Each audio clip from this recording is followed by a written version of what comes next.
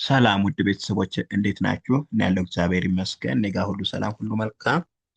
ዛሬ ይዤላችሁ የመጣው በስዕል እንግሊዝኛ ፊደሎችን፣ ቃላትን እንዴት እንደምንማር ነው። እያንዳንዱ ከስዕል ጋር ሲሆን ይገባችኋል ብዬ አስባለሁ። በስዕል አድርጌ ይዤላችሁ መጥቻለሁ በኢሜጅ መልኩ። ቪዲዮ ደግሞ ሁሌ የሚደርሳችሁ ላይክ፣ ሼር፣ ሰብስክራይብ ማድረግ እንዳይረሳ። ኦንላይን መማር የምትፈልጉ ከታች ባለው ስልክ ቁጥር እየገባችሁ ኢሞ፣ ዋትሳፕ፣ ቴሌግራም እንዲሁም ሌሎች የሶሻል ሚዲያ አማራጮችን ተጠቅማችሁ እኛን አግኙን። ከየትኛውም ቦታ ሆናችሁ በኦንላይን መማር ትችላላችሁ ማለት ነው። ቀጥታ ወደ ትምህርታችን። እዚህ ጋር እንግሊዘኛው ሲ ኤ ቲ ካት ይላል። ካት ካት ካት ምንድን ነው? ድመት ማለት ነው። ድመት ድመት። ይኸው እዚህ ጋር ድመቷ አለች። ካት በእንግሊዘኛው በአማርኛው ድመት ይሆናል ማለት ነው።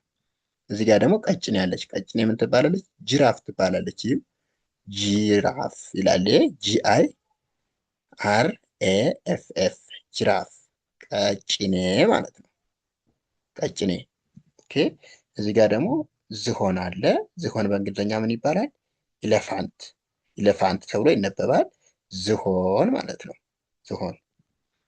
ኦኬ። እዚህ ጋር ደግሞ የሜዳ አህያ አለች። የሜዳ አህያ በእንግሊዝኛ ምን ትባላለች? ዜብራ። ዜብራ። ዜብራ ማለት የሜዳ አህያ ማለት ነው። ኦኬ። እዚህ ጋር ደግሞ አሳ አለች። አሳዋ ምን ትባላለች? ፊሽ ትባላለች። ፊሽ። ፊሽ ማለት አሳ ማለት ነው። አሳ፣ ፊሽ። ኦኬ። እዚህ ጋር ደግሞ ውሻ አለ። ውሻ በእንግሊዝኛ ምንድን ነው? ዶግ። ዶግ ዶግ ዶግ ውሻ ይላል። ኦኬ። እዚህ ጋር ደግሞ ዶሮ አለች። ዶሮ ምንድናት በእንግሊዝኛ? ሄን ትባላለች። ሄን። ሄን ምንድን ነው? ዶሮ ማለት ነው። እዚህ ጋር ደግሞ ቆንጅዬ የምታምር ሴት ልጅ አለች። ሴት ገርል ትባላለች። ሴት ልጅ ማለት ነው። እዚህ ጋር ደግሞ ወንድ ልጅ አለ። ወንድ ልጅ ቦይ ይባላል። ቦይ። ቦይ ማለት ወንድ ልጅ ነው። እዚህ ጋር ደግሞ ቤት አለ። ይሄ ቤት ቤት ምን ይባላል? ሃውስ ይባላል። ሃውስ፣ ቤት ማለት ነው። እዚህ ጋር ስልክ አለ።